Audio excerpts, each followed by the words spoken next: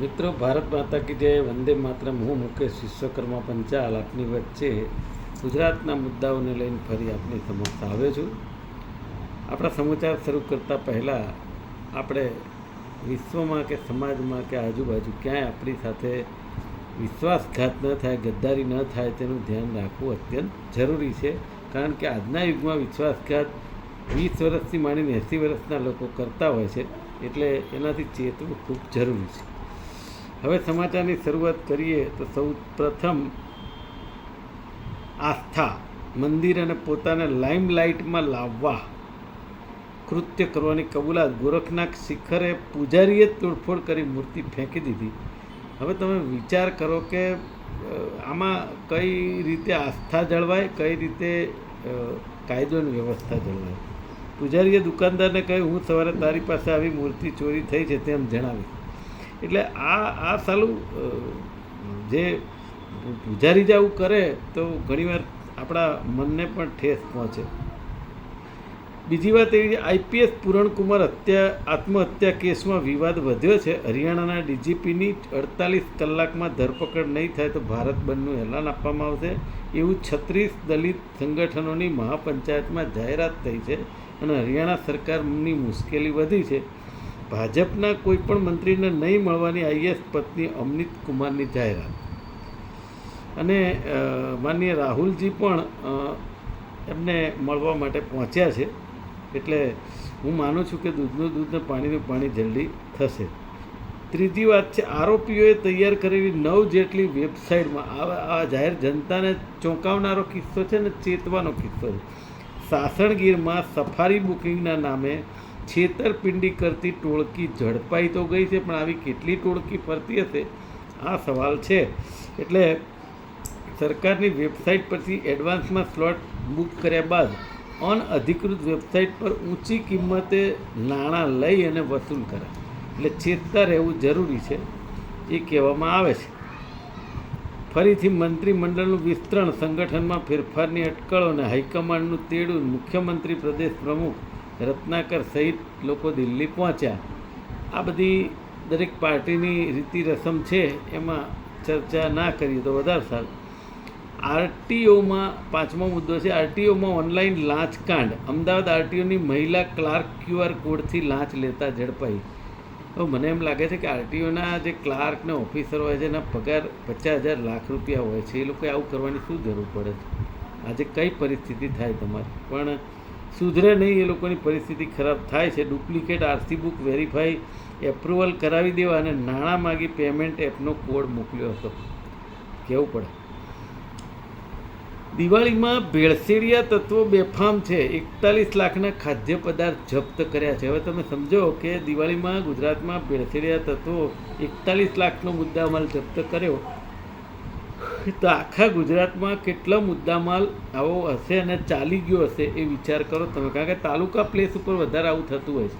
શહેરમાં આ કદાચ ભીડ વધારે હોય છે, પણ હવે આ જે રીતે બધા મીડિયા અને પ્રજા અને વિરોધ પક્ષ ને બધા માથા મારતા એટલે એક્ટિવ થયા હોય અધિકારીઓ, એટલે આ બધું પકડાય.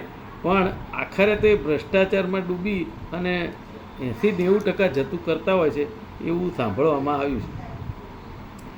રિઝર્વ બેન્કે એક સારી વાત કરી છે કે ક્લેમ ન કરાયેલી થાપણો સ્વજનોને પહોંચાડવા ગેટવે લોન્ચ કરાયો છે.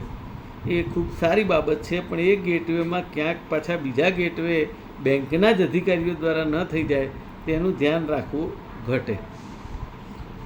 હાઈકોર્ટ સત્તાધીશોના નિર્ણયમાં દરમિયાનગીરીનો ઇનકાર કર્યો. સાળંગપુર કષ્ટભંજન દેવ હનુમાનજી મંદિર નજીક લારી ગલ્લા ઉપર પ્રતિબંધ મૂક્યો છે. દબાણ એ 100% દબાણ છે ને ન હોવું જોઈએ. આપણે જોઈએ છે ઘણા ધાર્મિક સ્થળોમાં જે રીતે આપણે દર્શન કરવા જવાનું, એ દર્શન કરવા માટે જગ્યા ના હોય એટલા બધા લારી ગલ્લાવાળા ત્યાં હોય, અને ઘણીવાર કંટાળાજનક સ્થિતિ લાગે આપણે માતાજીના ભગવાનના દર્શન કરવા ગયા હોય ત્યારે. પણ અંબાજીમાં હું માનું છું સરસ વ્યવસ્થા છે કે લાઇનસર બધી દુકાનો છે ને વચ્ચે સરસ ખુલ્લો રસ્તો છે. એ પ્રકારનું વાતાવરણ હોય તો ધાર્મિક સ્થાનની આસ્થા અને લોકોની તકલીફ બંને વસ્તુ જળવાઈ રહે. દરરોજ 15 લોકો મચ્છરજન્ય બીમારીની ઝપેટમાં આવે છે. ગુજરાતમાં 8 મહિનામાં ડેન્ગ્યુ મેલેરિયાના 3400થી વધુ કેસ છે. હવે આ બાબતે હું એવું કહેવા માગું છું કે અમદાવાદની અંદર બોડકદેવ 50 ટીપીમાં પુરુષોત્તમ બંગલોની સામે ઔડા ગાર્ડન તરફ જતા રોડ ઉપર કોર્પોરેશન અને ઔડાની મિલી ભગતથી એક ડમ્પિંગ સાઇટનું બોર્ડ મારી દેવામાં આવ્યું છે અને ત્યાં આગળ 2 મહિના પહેલાં કચરો ઠલવાતો હતો, જે નારોલ ઠલવાય છે કચરો વિશાલા રોડ ઉપર, એવો ઠલવાતો હતો. એનો વિરોધ કર્યો તો હવે સિમેન્ટનો ને એનો ડમ્પ કરવા માંડ્યા કચરો. એનાથી એવું થયું કે ત્યાં આગળ આખો દિવસ ધૂળ દમરી ઉડ્યા કરે, રાત્રે પણ ટ્રેક્ટરો ને ડમ્પરો ત્યાં ખાલી થાય છે, પણ કોઈ કોર્પોરેશનના અધિકારી ધ્યાન નથી આપતા. આપણે ડેપ્યુટી કમિશનર શ્રી, એની નીચેના ઓફિસર, કમિશનર શ્રી લેખિતમાં રજૂઆત કરી. ખબર નહીં કેમ કે આટલો રહેણાંક સારો વિસ્તાર, ગામ લોકોની ચિંતા પણ નહીં કરવાની, પરસોત્તમ બંગલાની અંદર પણ ડેન્ગ્યુના કેસો, અને છતાંય આટલી બધી ફરિયાદ કરવા છતાંય હજી ત્યાં ડમ્પરો ઠલવાય છે. અને એ રોડ ઉપરની ફૂટપાથો ઉપર ત્યાં જેસીબીને, ટ્રેક્ટરોને, એની અંદર કામ કરનારા લોકો ફૂટપાથ ઉપર વસવાટ કરવા માંડ્યા, ત્યાં આગળ લેટ્રિન બાથરૂમ જવા માંડ્યા. આટલી બધી ફરિયાદ કરવા છતાં હજી પણ તંત્ર ઉજાગર થતું નથી. આનું કારણ શું, એક સવાલ છે. બીજી વાત એવી છે કે કોર્પોરેશનના ફૂડ વિભાગે ખેલ પાડ્યો. જો હવે ખેલે પડે જ, આમ તો ખેલ જ પડે છે. રાજકીય દબાણ આવતા માવાના વેપારીઓની દુકાનના સીલ ખોલી નાખ્યા. મને એમ થાય છે કે જે લોકો માવામાં ભેળસેળ કરે છે, ખોટું કરે છે, એના માટે દબાણ રાજકીય શેના માટે આવે ને અધિકારીએ શેના માટે માનવું પડે? અધિકારી એ પ્રકારના હોવા જોઈએ કે ભાઈ તમારે મારી બદલી કરવી તો કરી નાખો, મને નોકરીમાંથી કાઢી મૂકો તો કાઢી મૂકો, પણ મારે જે કરવાનું છે ને સાચું કામ પ્રામાણિક રીતે એ હું કરીશ, એ સિવાય નહીં કરું. તો મને એવું લાગે છે કે એક દાડો અધિકારીના છોકરાઓ પણ આજ માવો ખાઈ ગયા હશે અને એમને હોસ્પિટલ ભેગા થવાનો વારો આવશે, કે જે નેતાઓ ભલામણ કરતા હશે એના છોકરાઓની આ હાલત થશે. કંઈ સમજાતું નથી મને. એકમ દીઠ 75,000 વહીવટી ચાર્જ વસૂલી સીલ ખોલાયાનો રાગ આલપતા અધિકારીઓ ફૂડ સેમ્પલ લેવાના નામે થઈ રહેલું તરકટ. આ તરકટ ખરેખર અધિકારીઓના ઘરમાં જવું જોઈએ અને બીમારી આવવી જોઈએ તો જ આંખ ઉઘડા નેતાના અધિકારીઓની. ક્યાં જઈને ઊભું રહેશે? પાકિસ્તાનના અમેરિકા સાથે સંબંધો ભલે વધ્યા હોય, પાકિસ્તાન સાથેના ગાઢ સંબંધો યથાવત હોવાનો ચીનનો દાવો. હવે ચીન તો ઓલરેડી ગમે ત્યારે એ પાકિસ્તાન સાથે જ રહે. પછી ભલે આપણા લોકલાડીલા પ્રધાનમંત્રી એ જિનપિંગની જોડે ઝૂલા ઝૂલે કે ચીનમાં જાય તો એમને સારી રીતે રાખે, આ બે વસ્તુ અલગ છે, પણ એ આપણા થયા નથી, થશે નહીં. ઝડપી કમાણી માટે ડ્રગની દાણચોરી. બેંગકોકથી 1 કરોડ ડ્રગ્સ લાવેલી અમદાવાદની મહિલા મુંબઈમાં ઝડપાઈ. ટ્રોલી બેગમાં 2 પેકેટમાં ડ્રગ છુપાવ્યું હતું. અન્ય સાથીઓની શોધખોળ ચાલે છે. એટલે આ આખું એક ચેનલ હોય, આ એક મહિલા ના હોય, અને એની તપાસ જો કરવામાં આવે, આપણે વિશ્વગુરુ તરફ જઈ રહ્યા છે અને વિદેશમાં પણ જો એની હિલચાલ થાય તો મને એમ થાય છે ભારતને આ ગેટવે બનાવવાનું આ લોકો બંધ કરી શકે, પણ એના માટે સરકારની ઈચ્છાશક્તિ વધુ જરૂરી છે. હું કહું છું પોલીસ અને પોલીસના જવાનો બધા પકડે, પણ આખરે એના ઉપર પ્રક્રિયા શું? એટલે એ સૌથી મોટો સવાલ છે. ફટાકડા માટે ફાયર એનઓસી અને મ્યુનિસિપલ કોર્પોરેશન જ આપશે. બોલો, હવે 3,000થી વધુ સ્ટોલ પરથી ફટાકડા વેચાવા માંડ્યા. હવે ફાયર એનઓસીનો નિર્ણય થયો. મને એમ થાય છે કે જે રીતે ફટાકડાની લારીઓ અને દુકાનો અને હાટડીઓ ચાલે છે, ત્યાંથી લાખો રૂપિયાના ફટાકડા વેચાઈ ગયા અને એ લોકો આજે બધી જગ્યાએ ઊભા જ છે. તો મને એમ થાય છે કે શેના માટે આ કાયદો અને શેના માટે અધિકારીઓ? માત્ર ને માત્ર એ લારી ઉપરથી અધિકારી એના ઘરે ફટાકડા લઈ જાય, આજે એક તપાસ કહેવાય, આજે એક લાયસન્સ. જે દિવસે બનાવ બને, ધારો કે હમણાં તમે જુઓ રાજસ્થાનના જેસલમેરમાં એક બસની અંદર આગ લાગીને 12 લોકોનું મોત થઈ ગયા. હવે 12 લોકોના પરિવાર તો હણાઈ ગયા. હવે એના ઉપર તપાસ થશે, બસમાં આ કેમ નહોતું, બસમાં તે કેમ નહોતું, બસમાં આ લાયસન્સ નહોતું. હવે બધી તપાસ થવાની. પણ આ જે આમ બસો ચાલે છે બધી, આખા અમદાવાદને આખો દિવસ રગદોળે છે. એ ડમ્પરો હોય, લક્ઝરીઓ હોય, કોઈ પણ હોય, આખા અમદાવાદને રમટોળે છે. અને કેટલાય એક્સિડન્ટ થાય છે, પણ એ ડમ્પરને કે એ લોકોને, કોઈને લક્ઝરીવાળાને કોઈ પોલીસ કશું જ નહીં કહે, કારણ કે બધી મળતિયાઓની હોય છે. ભારતીય જનતા પાર્ટીની સરકારના મળતિયાઓની અને પોલીસ અધિકારીઓની મિલીભગત છે. સૌરાષ્ટ્ર દક્ષિણ ગુજરાતમાં વરસાદ પડી શકે છે એવું ગુજરાતમાં હવે દિવાળીના તહેવારો વખતે પણ વરસાદ આવે એવી આગાહી છે. ના આવે તો વધારે સારું, તહેવાર સારી રીતે ઉજવાય. પણ કુદરતની આગળ આપણે સૌ લાચાર છીએ. નવરાત્રિ પણ 4-5 દિવસ બગડ્યા હતા, દિવાળી પણ બગડી શકે છે, પણ એ પછી ઠંડીનો ચમકારો સારો એવો જામશે. અત્યારે હાલ અમરેલીમાં 17.6 અને નલિયામાં 18.5 ડિગ્રી તાપમાન છે. દિવાળી રીલ માટે નહીં પણ રિયલ માટે ઉજવો પ્લીઝ. ખૂબ સારી વાત કરી છે. આ દિવાળીએ સોશિયલ મીડિયાની લાઈક ભૂલી જઈ અને ગમતી વ્યક્તિને ગમતા સજ્જનની લાઈક ઉઘરાવીએ. ખૂબ સારું લખ્યું છે. ભારતીય મધ્યમ વર્ગની નિશાન બતાવતો બજારવાદ. હવે બજારમાં માત્ર માલ સામાન નહીં, બ્રાન્ડ વેચાઈ રહી છે. આ બ્રાન્ડ તમારી જરૂરિયાતો પૂરી નથી કરતી, તમારી હેસિયત નક્કી કરે છે. અને તમે માની લો કે આ હેસિયત જ તમારી સૌથી મોટી જરૂરિયાત છે. હેસિયત એટલે કેવું? આજના યુગનો જો આપણે અનુભવ કરીએ ને તો હેસિયત એટલે, મેં જોયું છે અત્યારે હાલ ગુજરાતમાં કેટલાક પરિવાર એવા છે, એમાંનો એક પરિવારનું સંશોધન કરી રહ્યો છું કે સૌથી પહેલાં તો એ લોકો ગરીબ ખેડૂતોના લોહી ચૂસીને જમીનો ભેગી કરી છે. અને અત્યારે જમીનો હશે 20,000, 25,000, 30,000 કરોડની, અને મોટી મોટી ગાડીઓમાં ફરે ને એમના છોકરાઓને બધા ઘરના સાકટા થઈને ફરતા હોય. પણ આખરે તપાસ જ્યારે કરવામાં આવી ઊંડાણથી, ત્યારે ખેડૂત જ ખોટા છે. અને ખોટા ખેડૂતના આધારે એમણે કેટલાય લોકો જોડે ડીલ કરીએ, બધા જ તકલીફમાં આવવાના છે. અને તકલીફમાં આવે એટલે એમની તમામ પ્રોપર્ટી અને તમામ વસ્તુઓ સીલ કરવામાં આવે. અને સીલ થશે અને પછી ખબર પડશે કે આપણે ખોટા ખેડૂત થઈ અને સરકારને અત્યાર સુધી ગુમરાહ કરી, ડોક્યુમેન્ટ સાથે ચેડા કરી છે, ડોક્યુમેન્ટનો નાશ કર્યો છે. આ બધું થયું છે. તપાસ ચાલી રહી છે, આપણે આગળ વાત કરીશું આવનારા દિવસોમાં. પણ ખૂબ ગંભીર બાબત છે અને આવા લોકોને જેલમાં પૂરી દેવા જોઈએ. તાલાઓને બોર્ડ દ્વારા ઉપાડી લેવાના નિયમો હળવા કરતા 7 કરોડ સભ્યોને લાભ. હવે પ્રોવિડન્ટ ફંડની પૂરેપૂરી રકમ ઉપાડી લેવા છૂટ આપવામાં આવી છે. આમ તો પ્રોવિડન્ટ ફંડની રકમ ઉપાડી લેવાય તો તકલીફ હોય તો ઉપાડી શકાય, બીમારી હોય, પ્રસંગ હોય તો. પણ હું એવું માનું છું, આ એવી મૂડી છે કે માણસ 60 વર્ષની ઉંમરે પહોંચે પછી એને કામ લાગે તો ન ઉપાડતા હોય તો વધારે સારું. EPFની રકમ આંશિક રીતે ઉપાડવાની જોગવાઈના 13 જટિલ નિયમોને મર્જ કરીને એક જ નિયમ બનાવવામાં આવ્યો. તે જુદી જુદી 3 કેટેગરીમાં વર્ગીકૃત કરાયા છે.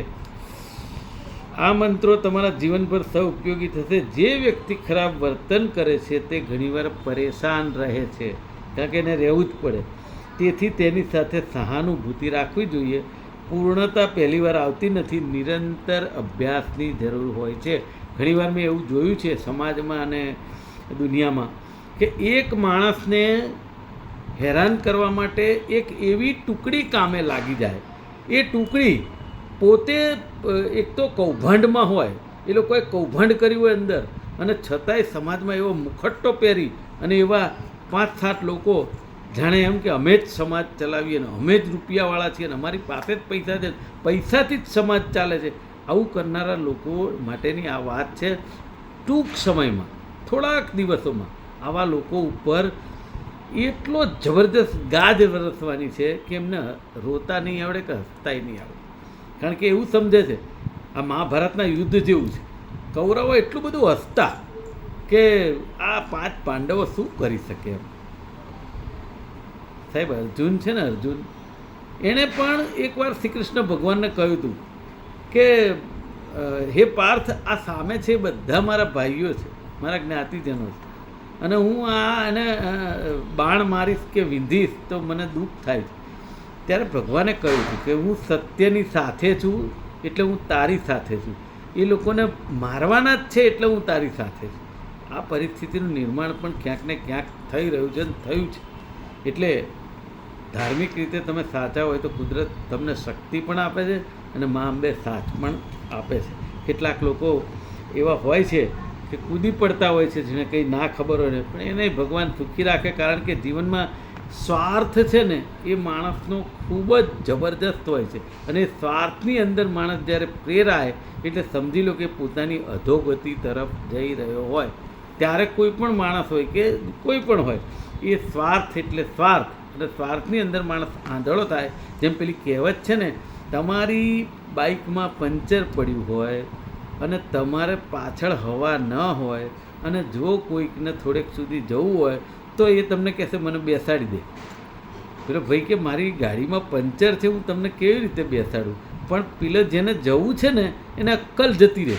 એટલે જે સેલ્ફિશ છે, જે એને અક્કલ જતી રહે, એની અક્કલ ન રહે, અને એની અક્કલ જતી રહે ને ત્યારે ગમે તેને ગમે તે વાતો કરે, પણ એને એમ દેખાય અહીં મારો સ્વાર્થ છે તો ત્યાં હું કૂદી પડું. પણ એ સ્વાર્થ હું માનું ત્યાં સુધી ટૂંકા સમયમાં એ સ્વાર્થો પૂરા થઈ જતા હોય છે. પછી એને ભાન થતું હોય છે, ભાન થાય ત્યારે મોડું થઈ જતું હોય છે. અને એવા કેટલાય કિસ્સાઓ બને છે ને બનતા રહેશે. પણ હું કહું છું કે આ ખોટા ખેડૂતો થયા છે એ લોકોને બક્ષવાની જરૂર નથી. એક મોટા ખેડૂતને ખોટા ખેડૂત ઉપર સંશોધન કરી રહ્યો છું, ટૂંક સમયમાં જ બહાર લાવવાનો છું.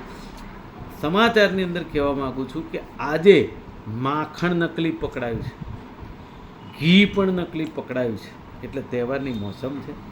તમને એમ થાય અમે ઘરે બનાવીશું, દુકાનમાંથી લઈએ તો ડુપ્લિકેટ આવે, પણ તમે ઘી એ નકલી આવે છે, માખણ એ નકલી આવે છે. તમે કરો શું? એમ થાય કે રોટલા શાક ખાઈને ઘરે પડ્યા રહીએ, દિવાળી હોય કે ગમે તે. પરિસ્થિતિનું નિર્માણ આવું છે. ગુજરાત સરકાર બિલકુલ અત્યારે કાં તો મંત્રીમંડળમાં વ્યસ્ત છે, કાં ચૂંટણીમાં વ્યસ્ત છે, ક્યાં પોતાના વોટ ના જતા રહે એમાં વ્યસ્ત છે, ક્યાંક કૌભાંડમાં વ્યસ્ત છે, ક્યાંક ભ્રષ્ટાચાર કરે છે, ક્યાંક ધારાસભ્યો ફરિયાદ કરે છે, ક્યાંક પોલીસ જબરજસ્ત અત્યાચાર કરે છે. આ બધાની અંદર વ્યસ્ત સરકાર જે ખરેખરું ધ્યાન આપવા જેવી બાબત છે એ બે બાબત છે. એક તો ફૂડ, એ ફૂડની અંદર ધ્યાન આપવું ખૂબ જરૂરી છે. કારણ કે ફૂડ એટલે આપણા પેટમાં જાય, પેટમાં જાય એટલે શું થાય એ બધા જાણે છે કે કેન્સર નોતરે.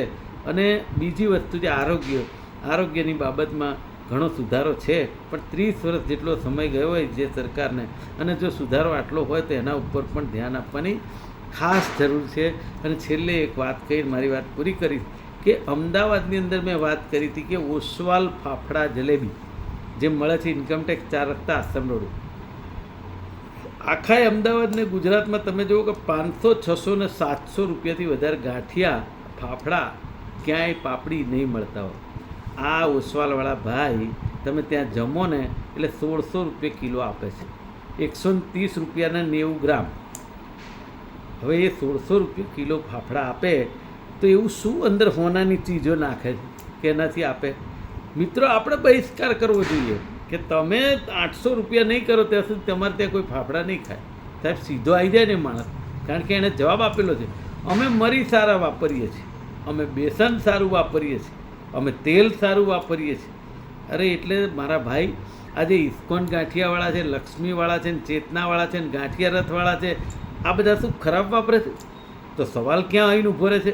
અમદાવાદ મ્યુનિસિપલ કોર્પોરેશન ઉપર, કે કોર્પોરેશનના અધિકારીઓ ઓસવાલવાળાનું સેમ્પલ તપાસીને એને 1600 રૂપિયાની પરમિશન આપી છે વેચવાની, અને બાકી બધા ખોટા લોકો છે એને સસ્તામાં વેચવું. આવું થયું?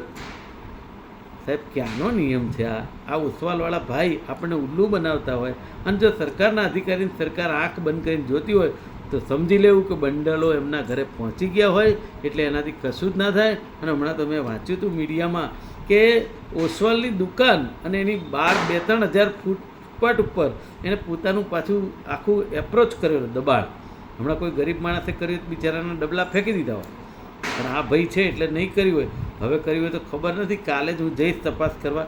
પણ બહુ ખતરનાક બાબત છે કે ખાલી માલે તુજારને રૂપિયાવાળાઓનું જે પેલું થાય અને નાના સામાન્ય વર્ગ માટે જીવવું દોયલું બને તો હું માનું છું ચાલે નહીં. આવનારા દિવસોમાં ગુજરાતની જનતા ચેતી જશે ને ચેતી ગઈ છે.